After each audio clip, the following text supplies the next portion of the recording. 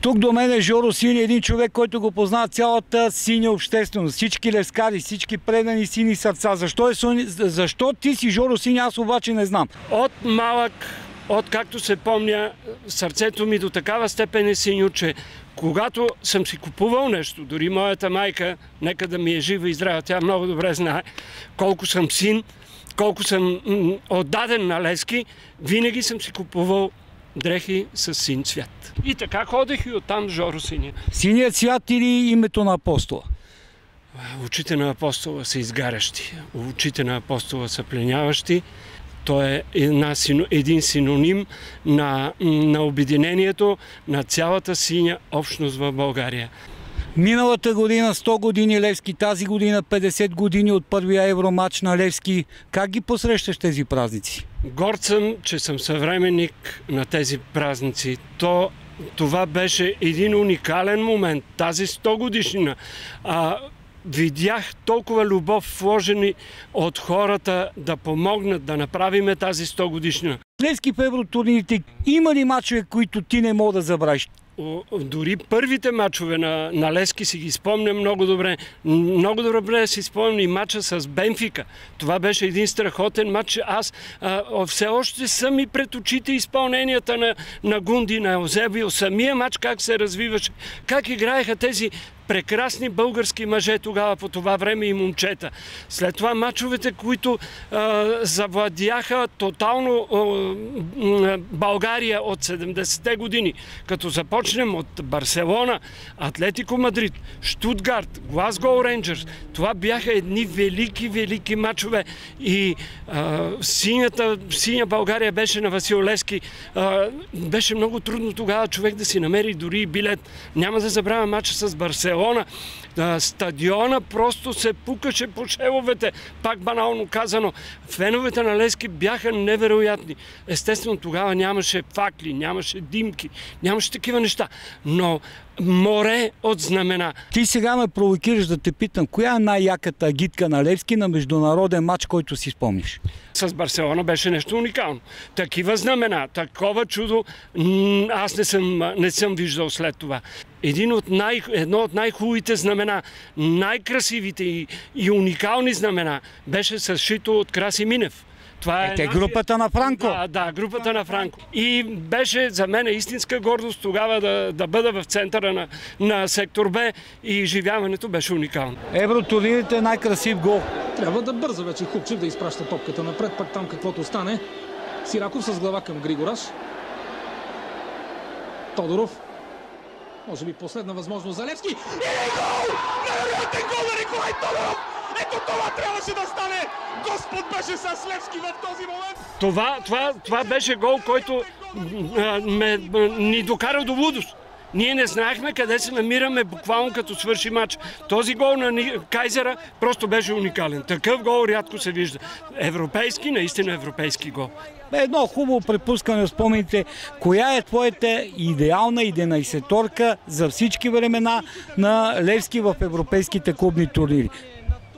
Това е изключително труден въпрос. Ще се постарая да спомена хората, които просто искам от различни поколения. Това не означава, че другите аз ги пренебрегвам. Започваме. Номер 1. Номер 1 за мен е Митето Иванков. Наше момче, израснал в сектор Б.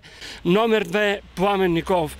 Неговата сърцата игра остана до края, до последния му миг като футболист на Левски, той беше уникален. Винаги се е раздавал. Номер 3, един много обичан от мен човек. И сега малко ще се просълза, защото бехме истински приятели. Ники Гранчаров.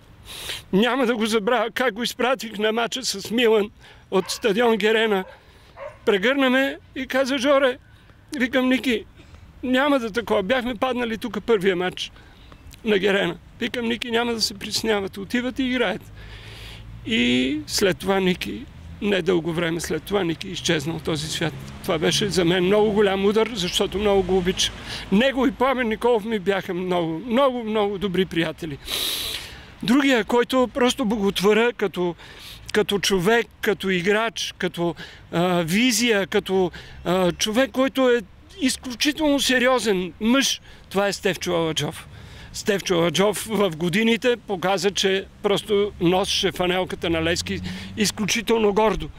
Другия, който също много обичам и беше наистина отдаден на Левски, Кирито Ивков, номер 5. Това беше... Дългогодишен капитан на Левски. Абсолютно. Винаги стълб, винаги мъжки подхожда към мача и никога не е бил... Опора на по-младите. Той е дал тласък на много от младите. Той просто отзад беше истинския син капитан. Номер 6 за мен е Фифи Перото. Всички го знаем, всички го обичаме. Той и сега непрекъснато е около нас на Герена. И просто Фифи си е Фифи. Той си остава един невероятен любимец с невероятно весел и добър характер. Другия, който е дал много на Левски, това е Войн Войнов. Заслужава тази почет и уважение това момче. Него си го сложил номер 7. Номер 7. Да, номер 8 не можем да го оставим да бъде настрани, да не бъде в класация. Това е Наско Сираков. Като футболист не можем да не го оценим. Номер 9. Какво да говорим? Не е Гунди. Не знам. Не е Гунди. Защото Гунди за мен е Бог. Той не може да участва в никаква класация. Той просто е Бог. Това е Гонзо.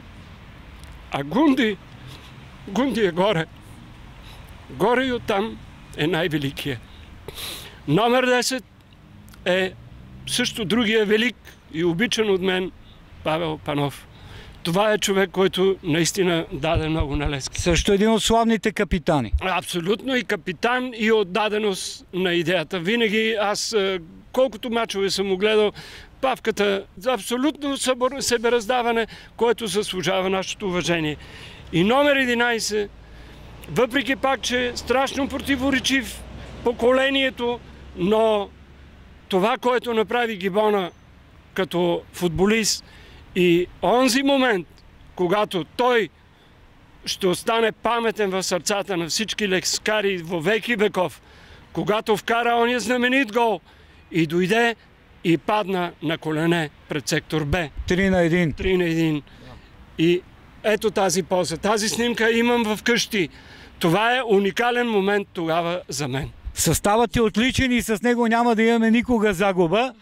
Скъпи приятели, на финал искам да ви помоля да бъдем всички на 10 октомври на матча с Юргорден, да отпразнуваме тази славна 50 годишнина, която този славен път на Левски в евротурнирите.